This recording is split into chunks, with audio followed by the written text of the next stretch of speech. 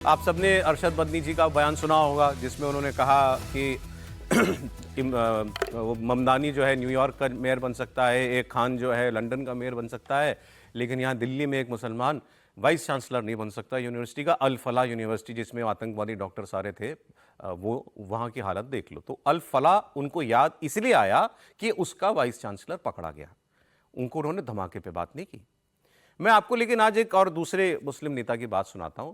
Asaduddin Owaisi AIMIM के जो प्रमुख हैं, इन्होंने दिल्ली ब्लास्ट को लेकर एक बयान दिया है और इन्होंने हैदराबाद में कुछ मौलानाओं के सामने बात करते हुए कहा कि जो मदरसे का एक कमरा नहीं बना सकते वो अमोनियम नाइट्रेट बना रहे थे, पढ़ाई करने वाली जगह पर बम बनाने की साजिश कर रहे थे।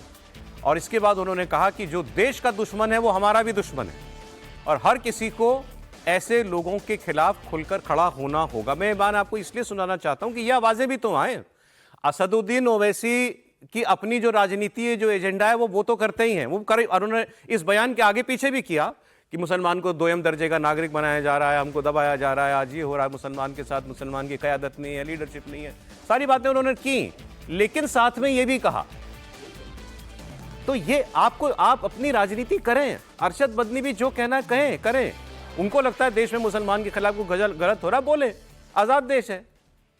लेकिन अल फलाह याद आएगा तो इसलिए कि वाइस चांसलर पकड़ा गया, इसलिए नहीं कि अल फलाह में पढ़ने वाले 4 डॉक्टरों ने, पढ़ाने वाले 4 डॉक्टरों ने बम बना करके दिल्ली में 15 लोगों को मार दिया। ये अरशद बदनी जो कर रहे हैं, ये सबसे बड़ी नाइंसाफी वो देश के मुसलमानों के खिलाफ ही कर रहे हैं। लेकिन ओवैसी जी की बात सुनिए। हमारी वतन से मोहब्बत है और रहेगी। तुम हुक्मरान हो तो तुम्हारी वजह से डर कर नहीं, बल्कि वतन की मोहब्बत हमारी है और रहेगी इंशाअल्लाह ताला। मेरे अजीज दोस्तों और बुजुर्गों, यहां पर यह भी कहना जरूरी है कि जब वतन की मोहब्बत की बात हम करते हैं तो जो तालीम इदारे मुसलमानों ने कायम किए, अगर कोई उस तालीम इदारे में बैठकर बम बनाने की साजिश करता है तो हम उसकी भी मजम्मत करते हैं।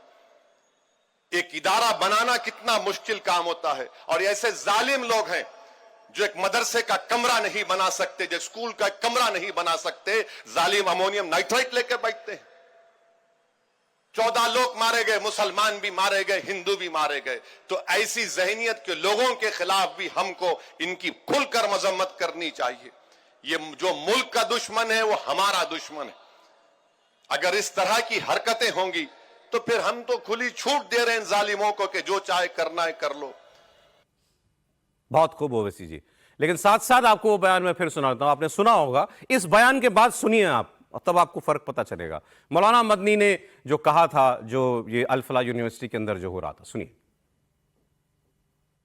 कि आज दुनिया का मुसलमान एक आदमी न्यूयॉर्क का मेयर बन सकता है, ममदानी लंदन के अंदर मेयर बन सकता है, एक खान हिंदुस्तान के अंदर किसी मुस्लिम यूनिवर्सिटी का कोई आदमी वाइस चांसलर नहीं बन सकता। और अगर बनेगा तो आजम खां की तरह जेल के अंदर जाएगा, इकबाल की तरह औलाद जेल में डाल दी जाएगी। आज देख लीजिए अल फलाह का क्या हो रहा है, जेल में पड़ा हुआ है और कितने साल जेल के अंदर गुजरते हैं नहीं जानता कोई आदमी। कौम, गवर्नमेंट मुल्क की आजादी के बाद इस पर लगी हुई है कि मुसलमान को सर नहीं उठाने देना है। आज उसका नतीजा है कि लोग ये कहते हैं कि मुसलमान के अंदर लीडर चाह रहे। क्या कहते हो तुम? मुसलमान कौम कोई बांझ थोड़ी है, अगर नहीं थी तो वहां कैसे बन गए? तो ये हैं असदुद्दीन ओवैसी और ये हैं अरशद बदनी। मैं दोनों का एक बुनियादी अंतर आपको और बता देता हूं। अरशद बदनी की जिम्मेदारी क्यों ज्यादा है? असदुद्दीन ओवैसी तो नेता है, वोट चाहिए, तो वोट लेने के लिए जो पसंद आए वैसी बात करने की मजबूरी होती है नेता की। इनकी क्या मजबूरी है? और ये हिंदुस्तान में जो दीनी तालीम है इस्लाम की, उसका जो सबसे बड़ा इंस्टीट्यूशन है, उसका प्रिंसिपल है देवबंद के। देवबंद से बड़ा कुछ नहीं है। अभी तालिबान के लोग भी आए थे, विदेश मंत्री, तो वहीं गए थे दिल्ली के बाद सबसे पहले। ये वहां के सब कुछ हैं। इनकी जिम्मेदारी ज्यादा है या एक नेता की जिम्मेदारी ज्यादा है? और नेता जिम्मेदार बात करता हुआ हमको दिखाई दे रहा है। त्रिपाठी जी, देखिए, सबसे पहले तो ये कि ये देश के लोगों को थोड़ा और अच्छे से समझना चाहिए। इनको खान लंदन में चाहिए, ममदानी न्यूयॉर्क में चाहिए, भारत में हर जगह चाहिए। कभी इन्होंने पूछा क्या कि ईरान, इराक, पाकिस्तान, बांग्लादेश, अफगानिस्तान, यहाँ कोई और बन जाए? मैं हिंदू नहीं कह रहा हूँ, चलो क्रिश्चियन बना लो, सिख बना लो, कोई और जो भी आपको समझ में आओ बना लो। क्या एजेंडा है आप लोगों का भाई? और आप लोग ऐसे बोलते हुए शर्म नहीं आती? भारत जैसा देश है कि आपको बर्दाश्त कर रहा है। और कल भी हमने लिस्ट गिनाई थी, आज भी नईमा खातून से लेके आसिफ से लेके कितनी लंबी लिस्ट है वाइस चांसलर की।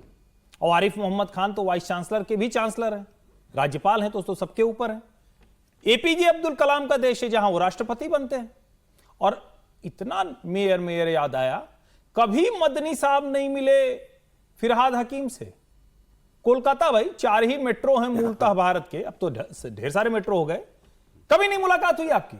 इतने आप पूरी तरह से किस खाम ख्याली में रहते हैं, आपको अपने लोगों की ही जरा से भी चिंता नहीं जी। और जब ये बात आप कह रहे हैं, आप सिर्फ मुसलमान के मन में भारत के प्रति घृणा फैलाना चाह रहे हैं। सच में देखें तो ये देशद्रोही, देश विरोधी बयान है। दुर्भाग्य से हमारा जो लोकतांत्रिक ढांचा है उसमें कई बार हम ज्यादा बर्दाश्त करते हैं, मदनी को भी हम ज्यादा